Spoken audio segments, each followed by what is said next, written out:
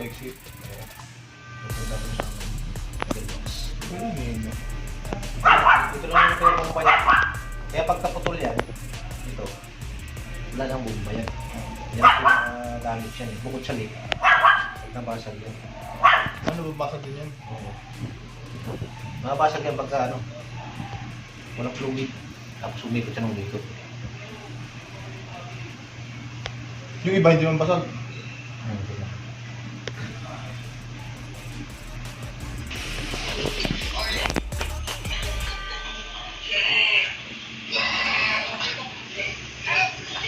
Bye-bye! Later na lang.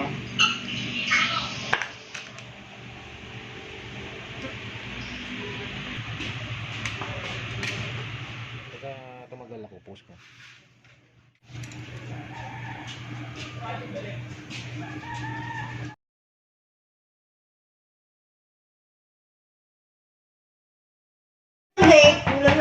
Kita ba naman ang load yan? Kakabaya eh. Dito lang ng player, kakabaya. Nagalaw ko. Kasi may ano lang. Ay, Di wala na. third kami. Nag-uwi kami nung hapon. Denmark champion. Naglaban ko ano, Makati, saka... Malakas ang Makati. Libuon. Ha? Libuon. Rizal kalaban namin noon. Luto.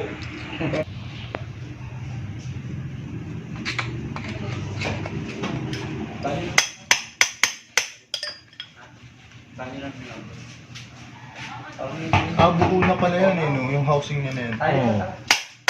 Babaklasin mo na, kaso-kasuan pa na dyan. Babaklasin mo. Traffic carpet niya. Madilim kasi ganito ilaw sa atin. Ano gagawin na? Pandis. Di maliwanag ko. Yun. Basta. Yun. Video mo. Ano, dito yung Pilipit Arena. Ayan, yun. Ano pala sa gitna, no? May grasa ka ba dyan, sir? Yung sa'yo pa nun. Walang truck. Pwede mo lagyan ng ilaw. Oh, ba't ito eh? Ito din yan kasi. Ito din. Nasa Perez Spotlight, hindi makakita.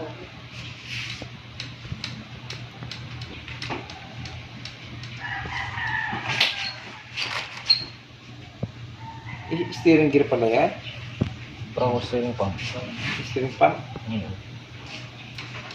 Pwede naman wala yan eh. Mano-mano. Utangin. Parang may jeep. Parang kang bumabarako sa jeep. Pag maniobra. O malibrada. Aliwa, anan. Power steering eh. Power steering. Yung mga jeep ng araw, wala naman power steering eh. Ulit?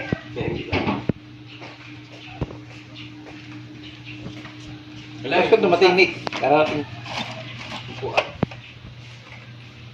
Ano pinakamalaki mo nila?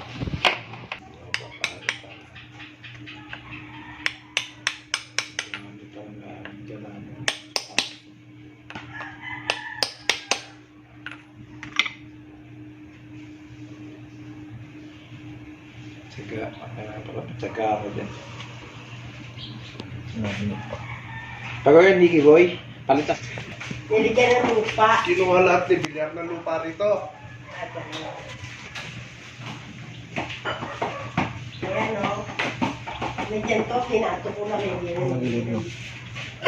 Italim mo sana po, yan. Tignan natin kung maganda. Kapit-bahay Hindi mo. kaya sa akin ng kumari ko yan. Kala ko sa kapit-bahay. Ito na kukunin niya.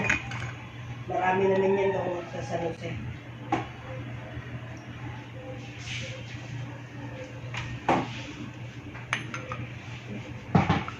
Ba't may sira yan eh? Meron na ako Oh, Yun nakita kasi na. yung ipapress. Palit Sa lahat. loob ng Machine. bahay. Hindi naman. Pinahinda ng baby oil ng ganito. Nakikita mo mo ba? Gabi na. Hindi makikita niya. May yellow ka bang po? Yung mga yun dito.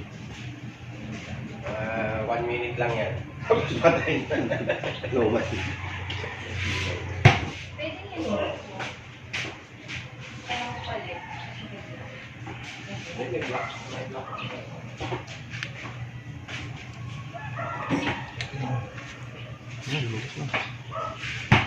Saan ba dapat yan kuya? Yung dito lang pagitan.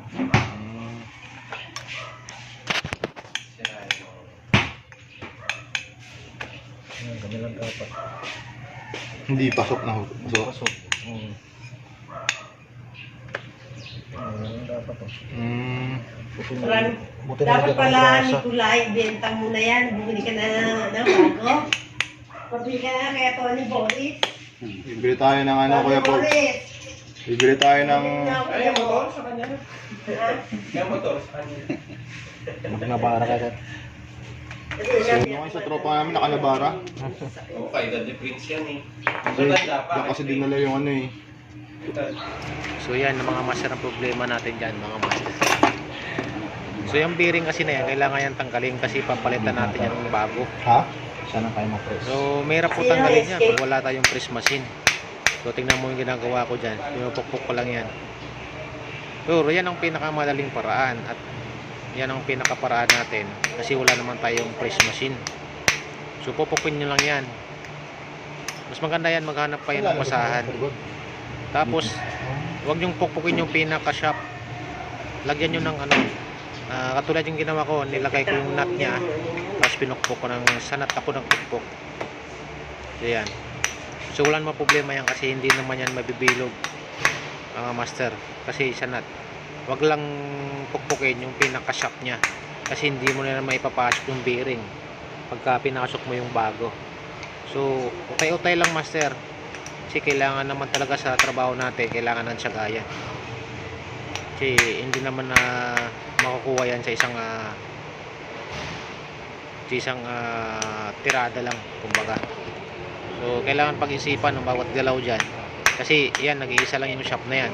Kasi gusto nung may-ari dyan, repair lang. Hindi naman palit ng buo. So, kailangan,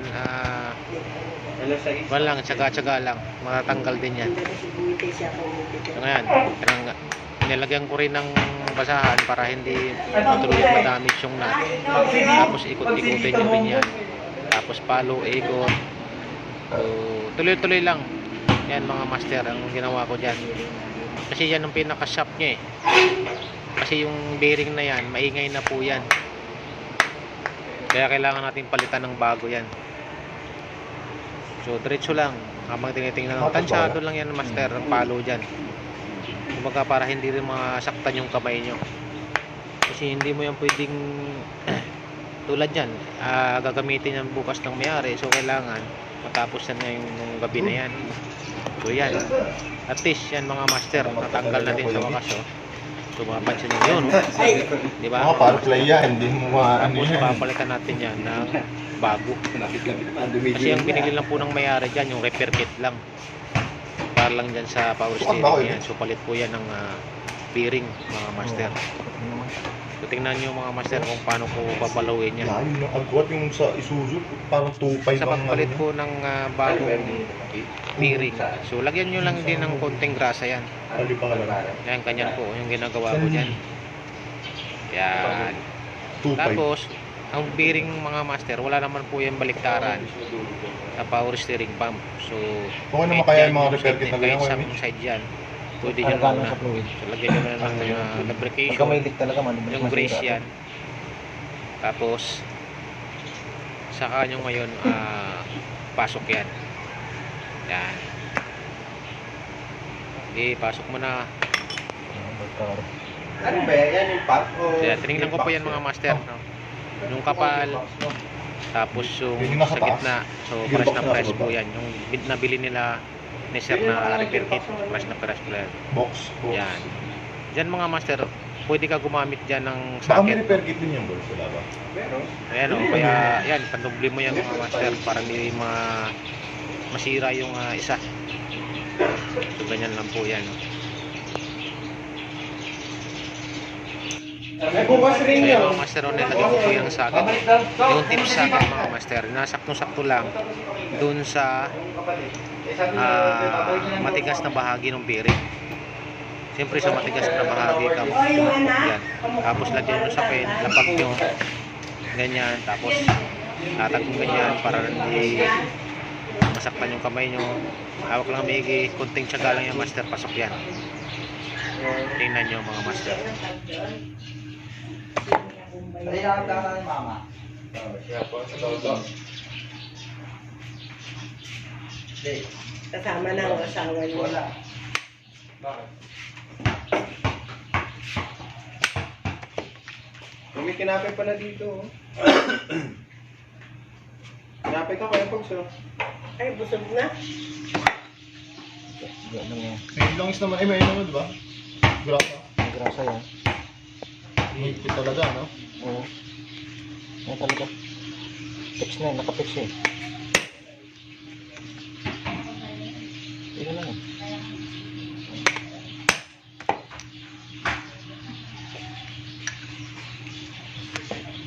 Ito yung trabaho na kailangan ng tiyaga talaga eh.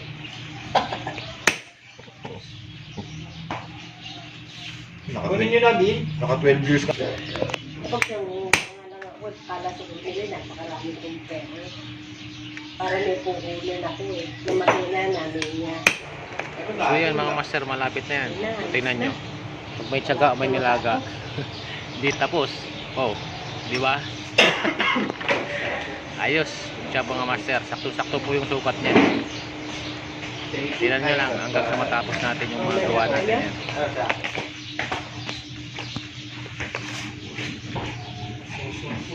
Ibigay sa bahay ni Kuya. Malay mo. Eh, alam mo niya kahit ayaw na sabi niya. Eh wala na, eh evicted na eh. Hindi na pwede. Meron na iba. Oo.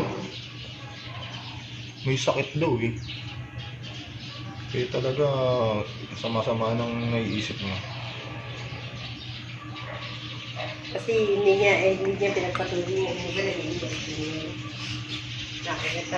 Pakagat pa naman ang biti niya sa paa niya sa apo, sa gala. Natatanggal pala yung Kuya Mitch.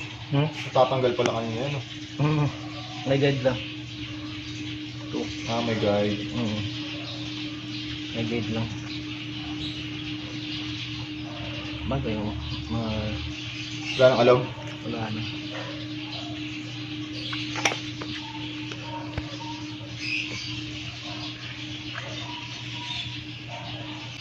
Ito yung bomba. Yun yung kanina umikot.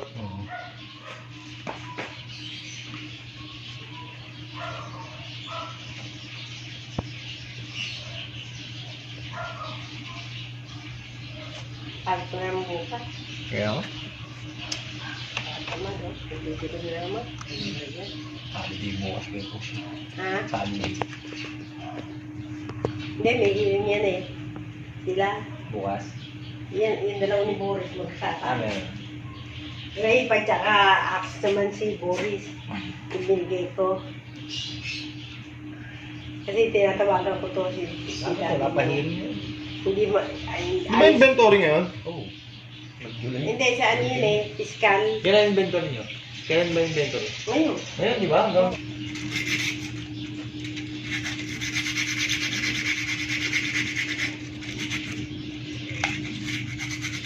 Tatanggalin mo yung lubog na kuya.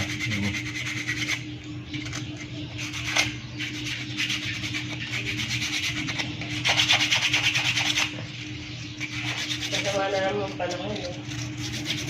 Kanina inaaraw, tapos ngayon ganyan, makumulimlim ng bandang hapon.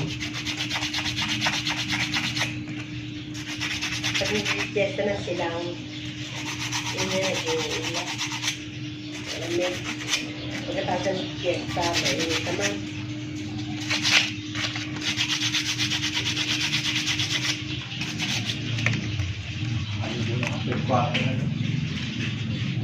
Excited. Tulay Siyempre, eh. Utang na magkakapit-baye. Diba sabi, huwag naman kayo sibyot. Utang na, Hindi naman ako eh, mga kakampi ko, mga bata yung kakampi ko eh. parang bang wala nang ano eh. Ano ba naman yung mga bata yun? Mga... Galit sa ano, no? Sibo. Oo, malalakas ko, mga bata pa eh. Itong Greg, bata pa, maliliit nga lang. Oo. Kalaban ng lalaki, ang lalaki katawa, magkaganda nga lang.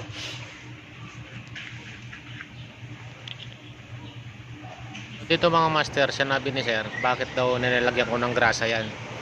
So, ang sinagot ko dyan, kasi sa unang andar, wala pa naman fluid yan eh.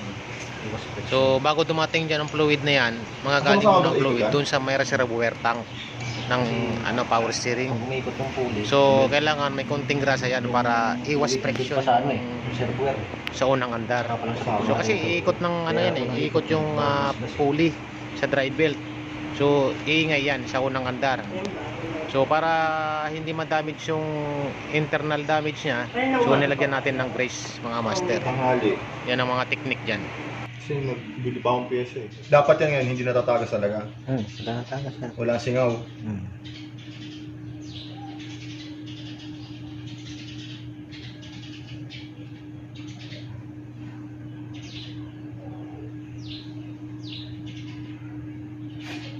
Master, nilagyan ko rin ng ano yan, sealant para sigurado na rin, no. Ang gamit ko diyan mga master ay Beta Gray. So manipis lang mga master, kabilaan ko yan. Kakabila Para- pa yung huli ng ganyan. Wala pulusot yung Ako rin. ETF. So bandang ano lang yung mga master, manipis lang. Yan. Ganyan lang po yan. Tulong na rin po yan mga master para Ayun talaga, wala nang tatagas. yan. iwas leak talaga. Dikit mo. Pagka walang singaw, Iba pa yan sa maganda gasket po yung trigger kaya. ano po, Overall lang. Ito na yan. nung Ayan na yun. Ayun, ETF. ito yan, ito yun, sa gitna. Oo.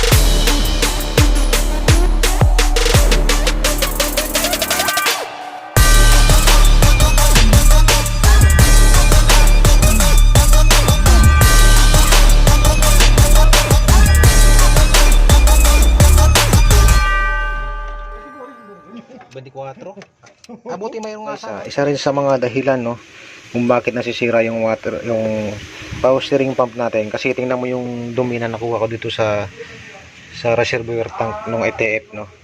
So kailangan po linisan din natin yan bago natin ilagyan ng panibagong ETF po. Yan, isa rin yan sa mga dahilan kaya pag barado yung power steering pump, so possible hindi makapag pressurize yung ETF fluid. Yan.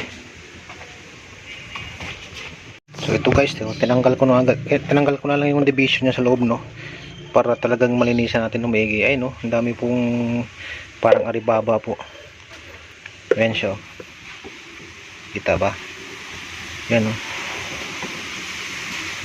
Napakadumi ko guys, oh. Pag ito pumunta sa power steering pump guys, ito yung nagkukus ng ano, ayan, no, ng barado. So yan, no, maging aware po kayo pag kayo mag DIY, no. Iba-ibang klase yung reservoir ng power steering, mayroong metal, pero titingnan nyo maigi kasi ito pumupunta sa ano yan, sa power steering pump. Pag ito ay bumara, so possible na kakaroon ng worn out o kaya defective yung power steering pump natin.